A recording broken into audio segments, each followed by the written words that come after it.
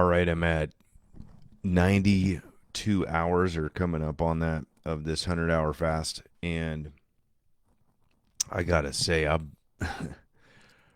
think I don't know that my body's like physically craving food, but definitely like mentally. And I've been making this bone broth and it's got, I call it a farm broth. I got uh, beef bones. I got a pig leg, or like I don't know. It looks like maybe from the knee down, um, literally like a hoof and everything. It's kind of goofy, but and then some chicken feet, and I threw this in a crock pot with some vegetables, and I'm gonna strain that out and drink that broth. But I've been smelling that for the last day, so I'm doing it for 48 hours. I started it yesterday, and I went running today. My 5K time actually went down, and this is the first time that it's gone down. My pace was 5:39. Hey Kim, what's up, girl? Tell Billy I said hi, by the way. And my 5K pace went to 5:39 today, and I try to keep it between 5 and 5:30. But I mean, when I was out there, I was like, man, I'm I'm hurting out here. It was funny. I had a guy. He was 78 years old, and he was out there. Hey, Bill, and I was out there running, doing my run, and this guy's like, he's wearing a scarf and a hat and everything. He's pretty bundled up, but he's doing like kind of like a shuffle, kind of like a fast walk, and he's like, hey man, keep it up, or whatever. And so we kind of bantered back and forth, and I was running down some dead ends, and so I kept seeing him on this kind of main road, and he ended up telling me he was 78, and he's like, man, I used to run like that because I run shirtless, right?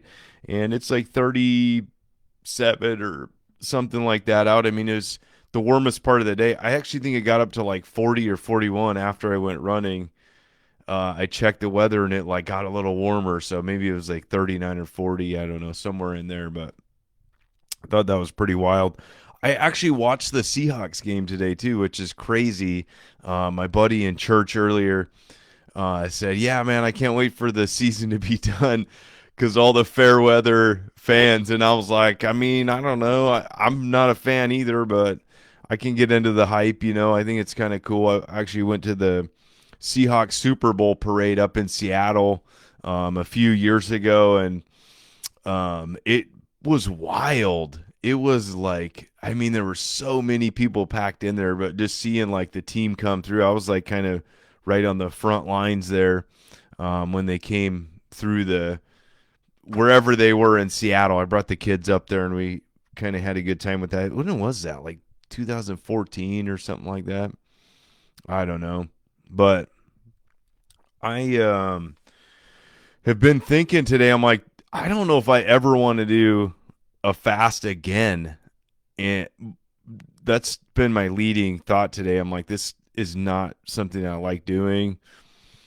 But I just started watching like a podcast or a podcast like that's on video. I don't know if that's still called a podcast. Maybe that's old terminology, but um, that actually sounds like a fun thing. I think it'd be cool to start a podcast like interviewing people. Anyways, side note, but the guy was saying he did a 40-hour fast because he wanted to challenge himself, and he thought that was a crazy way, and that's actually why I did this. So Wednesday night, I don't know if I said this in any of the past videos, but Wednesday night I was sitting there and I was like, kind of want to.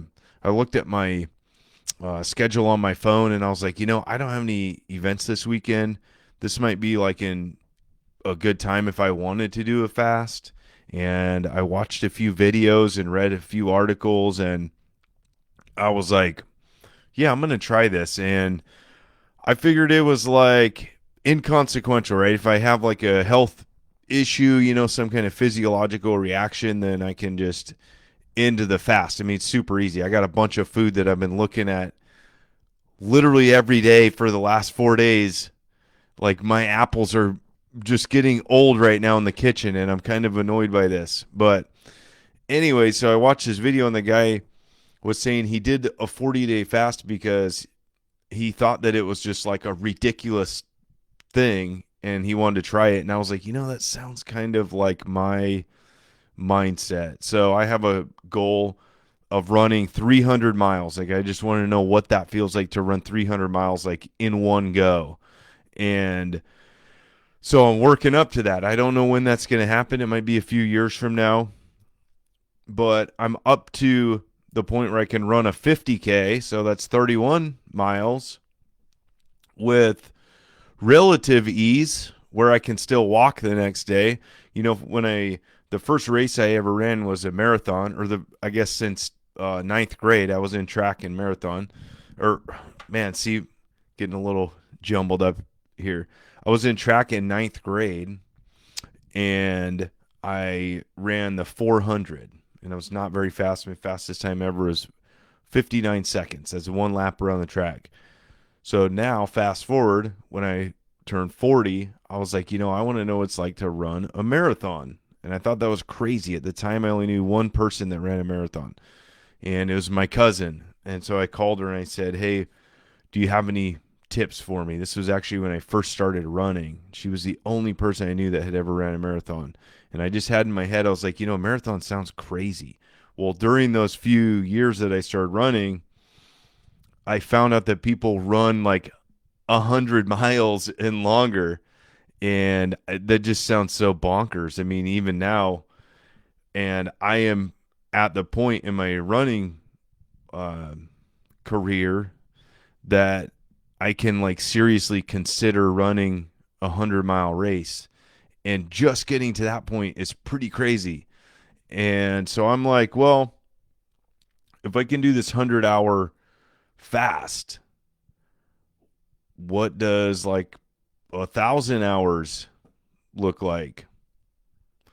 And that's only like 21 days, like 1,000 hours. That's not even, that much, really. I mean, what I'm discovering is it's like any other community you get into. I mean, this was even happened when I was in the military, where you get into a community and you think something's like cool or, kind of like out there. And then you discover, oh, I'm only at like the entry gate to this. And so today, one of my buddies at church told me that he did a 40-day fast while he was deployed in the desert, like while he was in the military. And I'm like, that's absolutely crazy. And so I've just have been thinking, I'm like, if this is possible, like physically, and I won't die, and yeah, Jesus had a 40-day fast in the wilderness.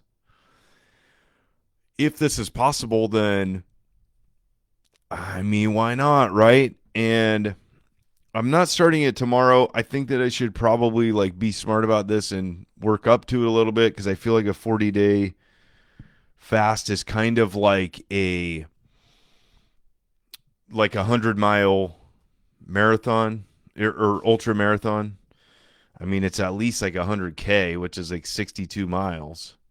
And so I'm going to finish this 100-hour and nurse myself back to health and see how I feel.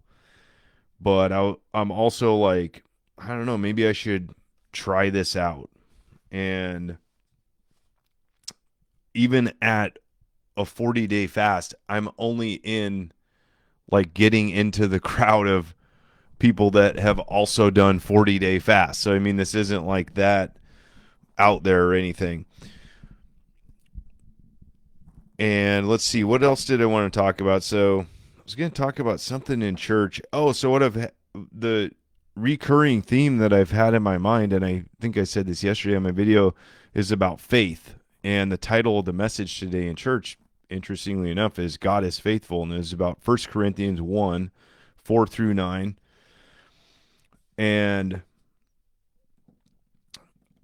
I So there's a word called koinon koinonia.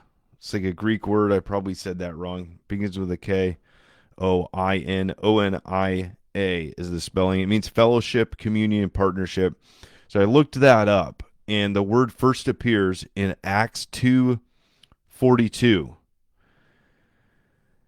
And what the verse says, or what it talks about, is being devoted to teaching, fellowship, sharing meals, and prayer. This is about the early church, the first church, 2,000 years ago. But what this is an action. It's about participating in relationship. And I will put this out on the internet. I've struggled with relationships like my entire adult life. And so this was really like at the time when I'm, going through this fast and everything. And I'm like, this is like, I feel like this is here for me to pay attention. And this is all about faith. And Galatians 2:20, crucified with Christ, living by faith. And all of this is by faith, which is also in Hebrews, if you read that. But one thing that also stood out to me is in 1 Corinthians 1:5, made wealthy in speech and knowledge.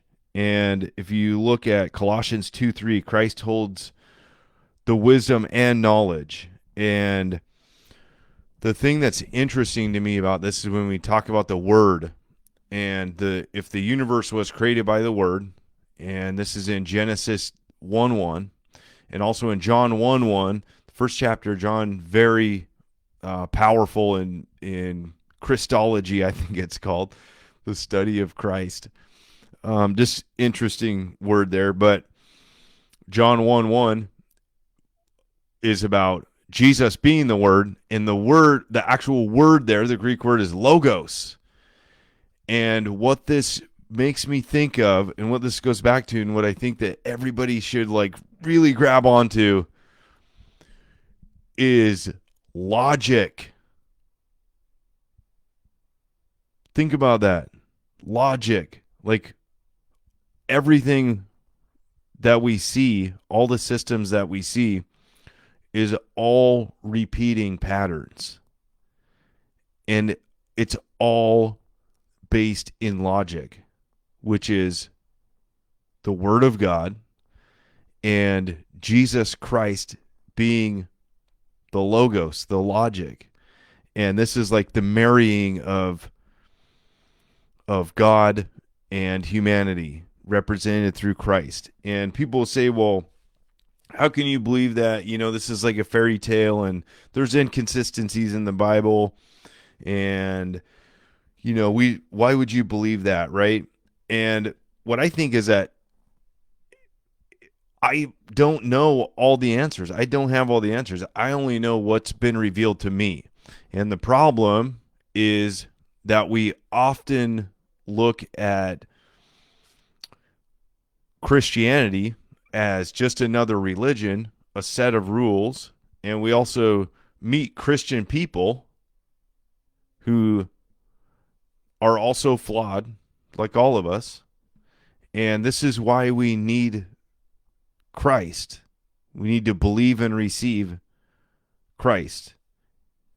And I think that it all kind of wraps up in Romans 12:12, transformed by the renewing of your mind. And that's what this message was about today. It was about God is faithful, and we don't need to know all of the inner workings of the universe. We're not here to like solve the universe. But compared to 2,000 years ago or 10,000 years ago, we know a lot more. And this is like, science is like the pursuit of humans to understand the world around us. Well, the pursuit of God is our pursuit for eternal life, which is legacy. And, the thing is, like, we strive to have our name on, well, not everybody, but some of us strive to have streets named after us, our name on buildings, right? But all of that's captured right here in the third dimension. So what happens when you die? Like, where do you go? And we have to have faith that there's something else. And hopefully some of this makes sense. I'm at 92 hours right now, and I just wanted to do, I didn't do like a run video earlier, anything like that. I'll do another video tomorrow morning, just because that'll be kind of the end of my fast. You know, that's funny. My word of the day, gasconade, full of boasting and bravado. Hopefully this didn't sound like boasting, because I'm definitely not boasting and not eating for 92 hours. It's more like a cautionary tale. Like, caution, this is not going to be awesome. I have not reached the state of, if you go online and see videos about extended fasts, and people will be like, oh yeah, I reached this like state of nirvana, and this was awesome and blah blah blah. That is elusive to me. I still want to go eat, and I wouldn't say that I'm struggling, because I have like a lot of mental power. I was able to quit drinking in a day. I was able to quit smoking in a day. So I mean, I have like the capacity to do this. But man, I really want to go eat, and I'm about to. I might even wake up at 4 a.m. just because I can. Anyways, hopefully you guys have a good night, and I'm sure that usually what happens is I get off here and I'm like, oh man, I wanted to talk about this and that and all this stuff, but I don't know. I'm kind of done. So have a good week.